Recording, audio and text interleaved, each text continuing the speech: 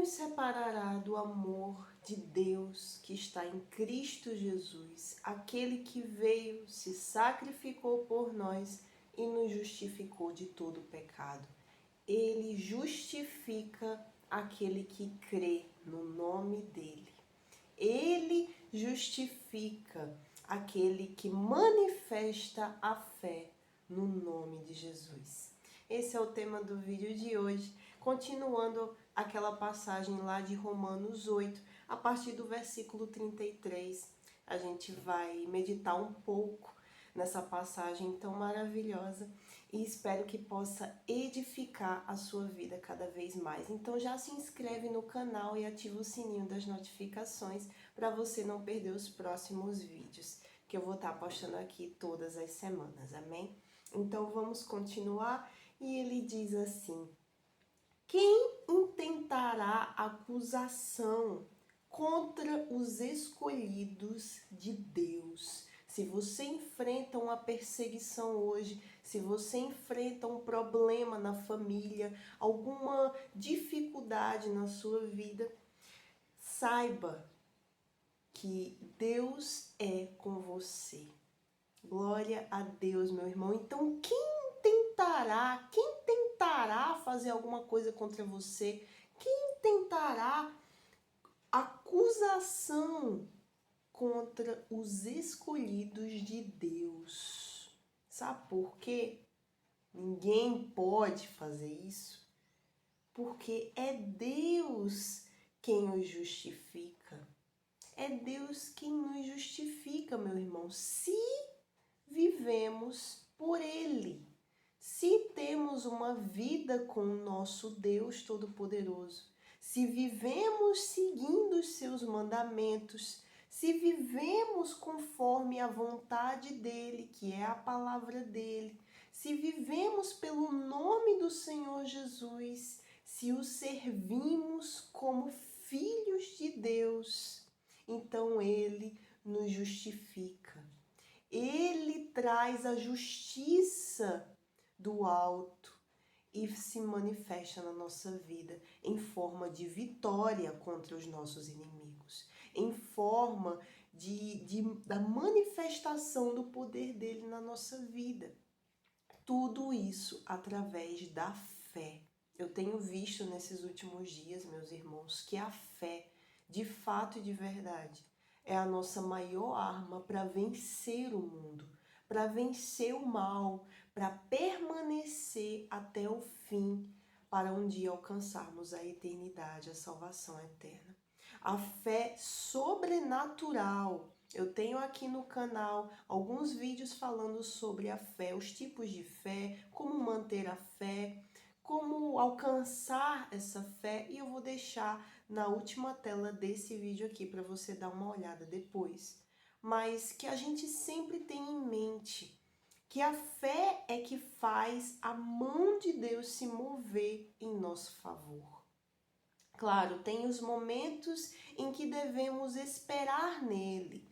Isso também há a manifestação da fé, né? A gente confiar em Deus, a gente clamar a Ele, esperar por Ele, esperar o momento certo para que Ele haja em nosso favor.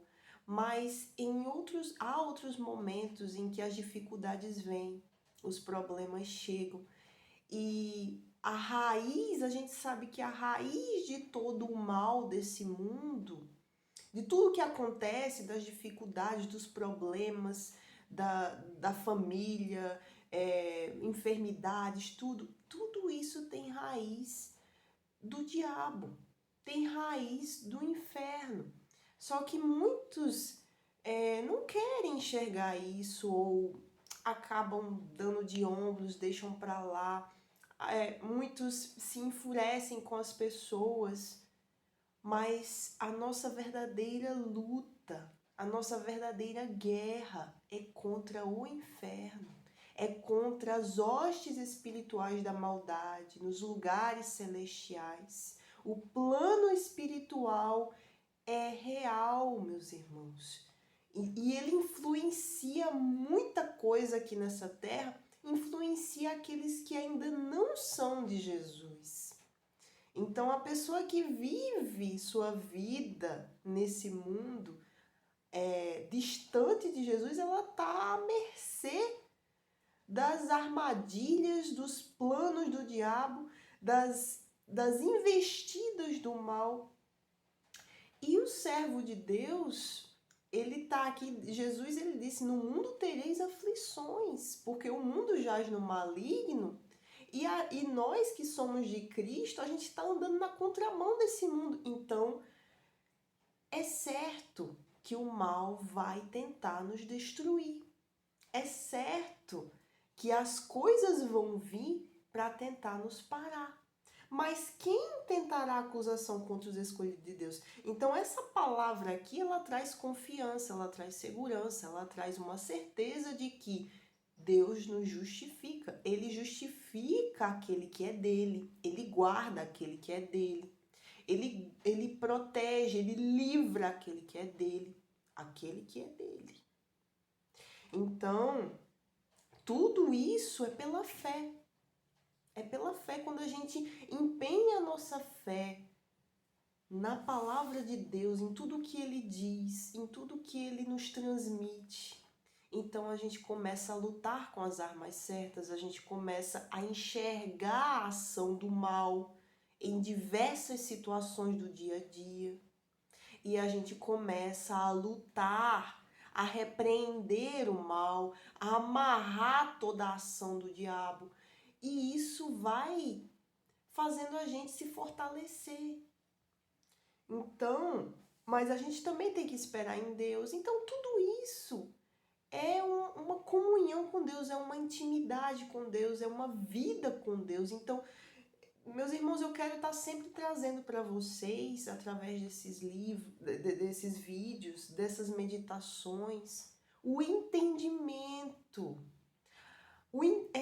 a inteligência, o pensar, despertar em cada um o pensar da importância de se ter uma vida com Deus. A importância de se ter intimidade com o Senhor, de se inclinar para as coisas do Senhor, de buscar o Senhor o tempo todo.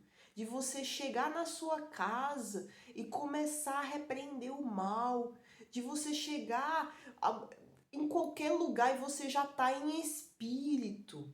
O espírito da palavra. É a gente em todo momento, a gente seja lavando a casa, seja cuidando de alguém, seja até mesmo passeando, seja onde for, a gente está sempre ligado. Porque o mal está à solta. E ainda mais nesse tempo em que estamos vivendo, que já é o tempo do fim, que o arrebatamento da igreja está próximo, que o anticristo já está no mundo, o mal está à solta, meus irmãos. Temos aqui, a palavra de Deus nos dá essa confiança de que estamos guardados no Senhor, aqueles que são dele, aqueles que buscam dia e noite permanecer. Temos essa confiança, não, meu Deus é comigo. Meu Deus é por mim, porque eu sou com ele, então ele tem que ser comigo, e ele é.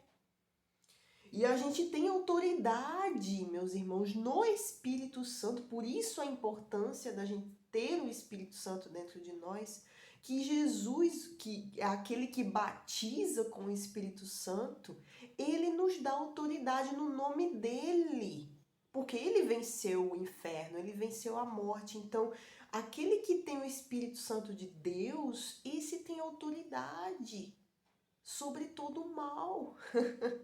Tem autoridade para expulsar o mal da sua casa, da sua família, declarar que a nossa família é nossa e não do diabo, declarar que a nossa saúde é nossa e não do diabo, repreender todo espírito de enfermidade, de doença, de tudo, porque Jesus já venceu isso.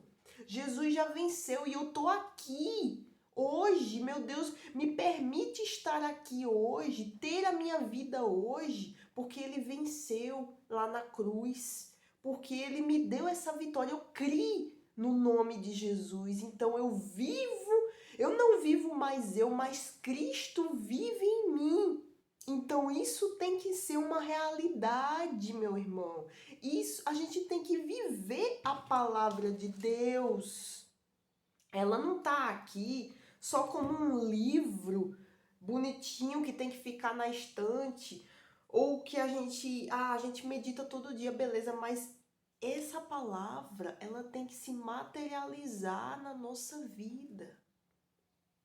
Porque a gente é testemunha de Cristo, testemunha do poder de Deus nessa terra, para que outros vejam e possam se converter também. Para que outros olhem para a nossa vida e vejam o próprio Jesus.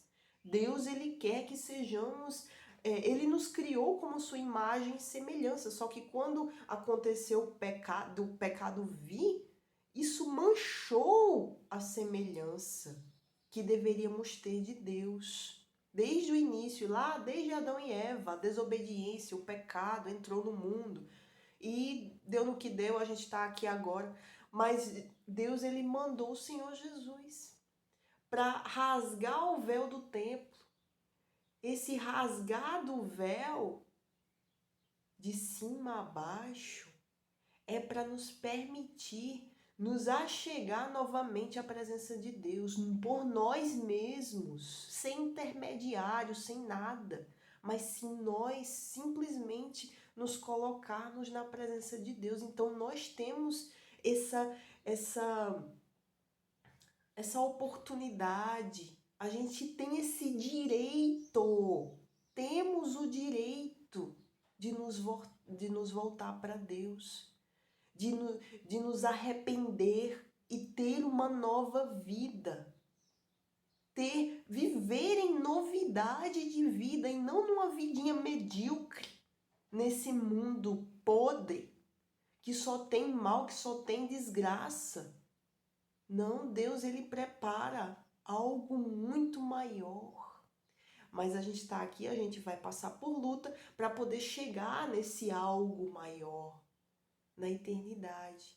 Mas a gente começa a viver a eternidade aqui, com Deus, com a intimidade com Ele, porque mesmo em meio às lutas, a gente tem paz interior, a gente tem que ter essa paz. Porque se o Espírito Santo está aqui, então não há depressão, não há angústia. Às vezes os momentos vêm que a gente às vezes fica meio desanimada, às vezes o desânimo vem, a tristeza, mas a gente não permanece nisso. Não podemos permanecer nas tristezas, nas angústias, não. Tem relatos na Bíblia, sim, lá, se você for lá em Salmos, lá em Davi, em muitas passagens ele mostra que tristezas do inferno vieram para se apoderar dele, né? Ele ficou cabisbaixo e tal. Mas todas as vezes, no final dos salmos, ele declara: meu Deus me salvou. Ele é uma rocha firme. Então ele dá testemunho de que se passa por momentos de luta, que são os desertos, que são as situações, mas passamos pelas aflições. E vem os momentos de força, porque o Espírito Santo nos dá essa força. Vem os momentos de perseverança, de fé. Então, tudo isso, meus irmãos, a palavra de Deus nos sustenta.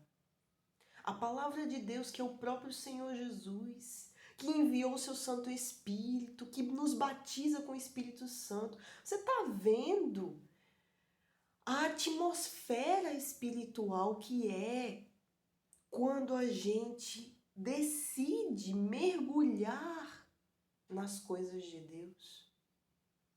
Que Deus, ele quer ser o Senhor de todas as áreas da nossa vida.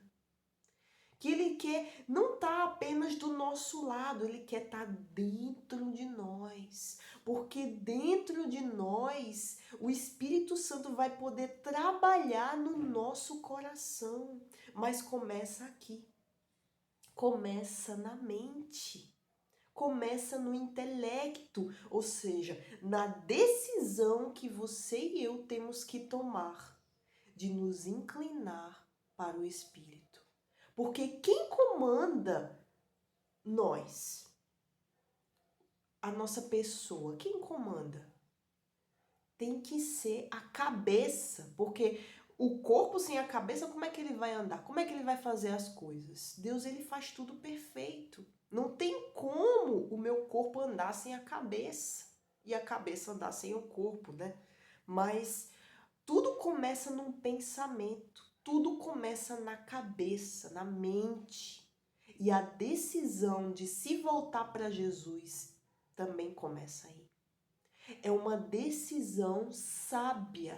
Não é religião, não é fanatismo, não é emoção, não é pelo coração, é pela mente, é o intelecto, é a parte que pensa.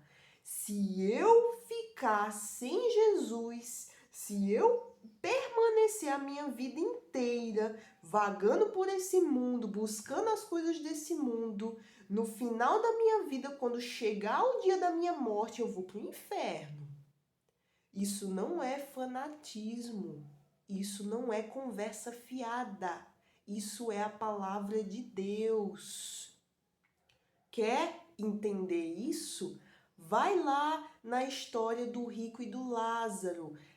Se eu não me engano, eu não sei se tem em todos os evangelhos, mas você procura aí no Google a história do rico e do Lázaro. Não é uma parábola, é um fato que aconteceu lá no tempo da Babilônia, do rico e do Lázaro. O rico permaneceu gloriosamente, esplendidamente, vivendo sua vida de riquezas, sem estar nem aí para as coisas de Deus, sem estar nem aí para entregar sua alma para Jesus não, né? Porque Jesus ainda não tinha vindo, mas para se voltar para as coisas de Deus. Né? Ele não temia Deus, ele não considerava Deus na sua vida.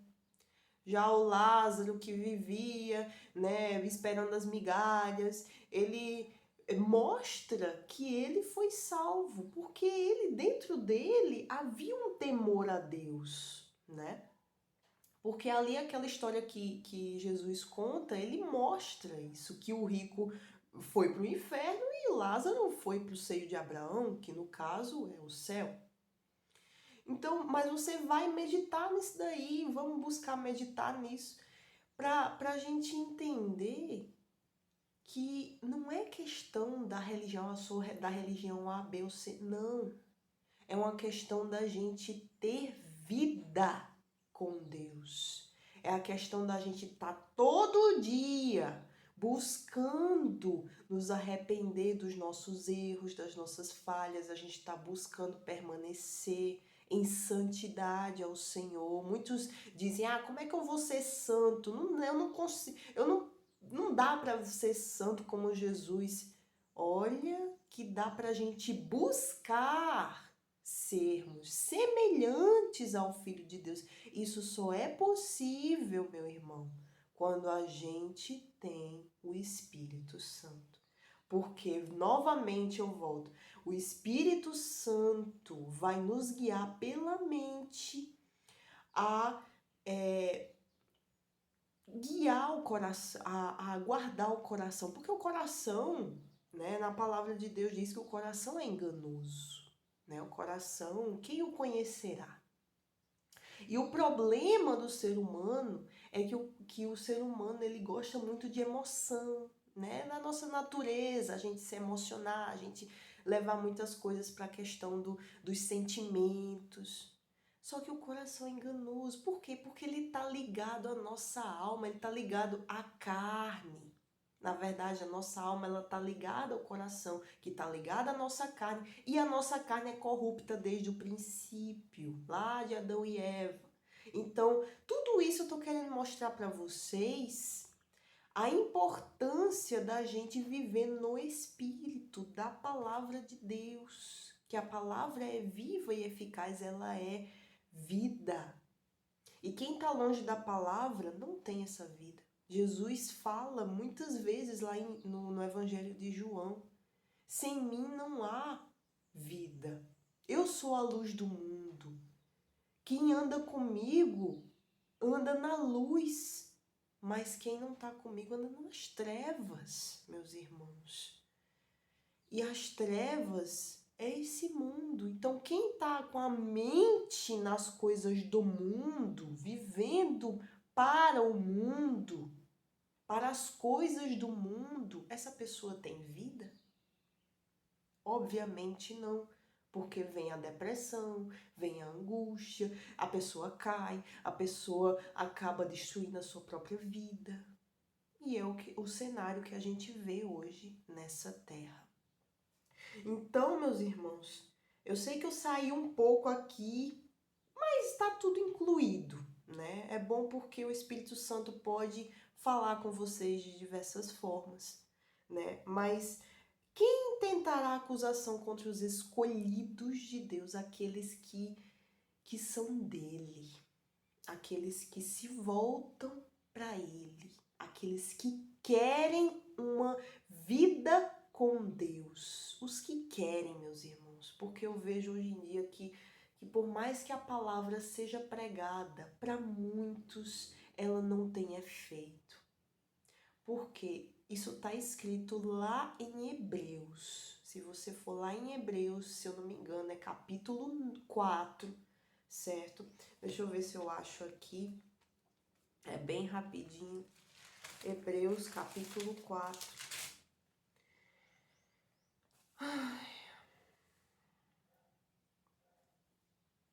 Hebreus, capítulo 4, versículo 2, que diz: porque também a nós foram pregadas as boas novas. Como a eles, Paulo estava falando para o povo, né? Mas a palavra da pregação nada lhes aproveitou, porquanto não estava misturada com a fé naqueles que a ouviram. Paulo estava falando aqui, né, do que aconteceu lá no tempo de Moisés, o povo de Israel, né? Que passaram 40 anos vindo as maravilhas de Deus, mas não quiseram crer. A palavra foi pregada, mas não entrou neles. Por quê? Porque não estava misturada com a fé. Então, novamente, a gente volta para essa questão da fé. A fé é o centro de uma vida para a glória de Deus. A fé, ela tem que ser manifestada. A fé, ela é dom de Deus. A palavra de Deus diz que ela não vem por obras para que ninguém se glorie. E por isso que existe a fé natural, que já nasce com a gente, a fé para a gente fazer tudo que a gente tiver que fazer nessa vida. Qualquer coisa que a gente faça, a gente manifesta a fé natural, mesmo sem perceber. Mas a fé sobrenatural, ela é dom de Deus. E por que tem pessoas que Deus ele dá a fé sobrenatural com tanta facilidade? Facilidade assim que eu digo, naturalidade. Por quê? Eu penso, meus irmãos, que Deus, como Deus ele vê, ele esquadrinha o nosso coração. Ele vê tudo que está aqui dentro, coisa que a gente nem sequer sabe explicar, ele vê. Ele vê a nossa nudez, ele vê tudo. O diabo também vê. Mas Deus é soberano, né? Deus, ele sabe de tudo. O diabo, né, tá abaixo, né? O diabo não pode saber dos nossos pensamentos, né? Mas ele, só de olhar assim, ele já deduz coisas, enfim, isso já é outro assunto. Mas a questão é que Deus, ele vê o nosso interior. E por conta dele ver, meus irmãos, eu creio que ele sabe quem tem dentro de si uma inclinação para as coisas dele, para a palavra, para a justiça, né? que tem algo dentro de si que Deus tocando naquela pessoa, que o Espírito Santo tocando naquela pessoa, a fé sobrenatural vai se manifestar. Então, por isso que a gente vê que tem uma diferença dentro da própria igreja, de pessoas que passam anos dentro da igreja e a gente não vê uma vida transformada pela palavra de Deus. E outros que entraram há pouco tempo e já dão testemunho, já receberam o Espírito Santo. Enfim, então a gente vê uma diferença.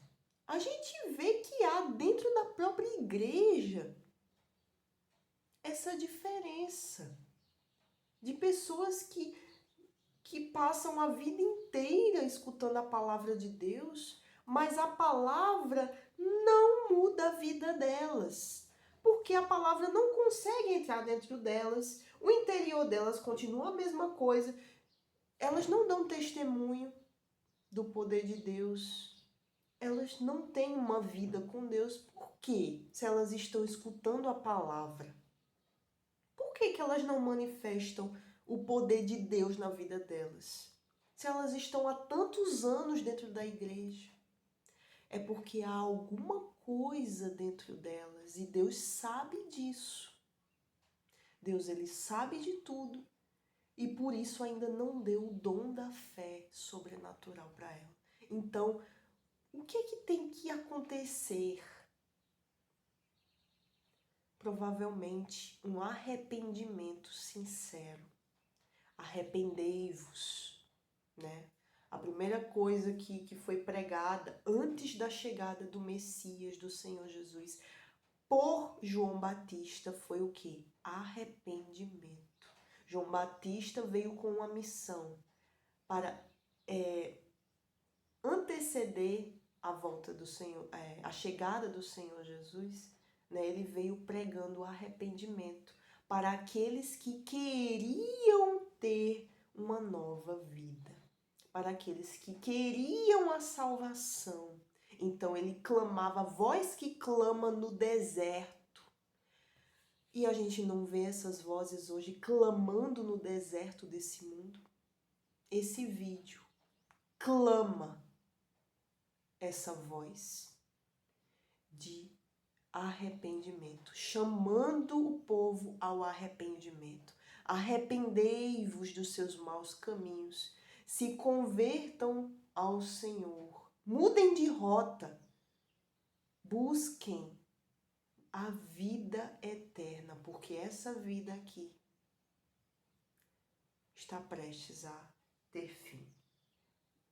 Então, para o vídeo não ficar muito longo, já ficando, né, porque tem quase meia hora aí, mas eu oro, eu peço ao Senhor para que alguma palavra desse vídeo, alguma semente aqui que foi lançada, possa ter entrado dentro de você e ter sido germinada aí nesse solo do seu coração, para que cresça e possa dar fruto para a vida eterna.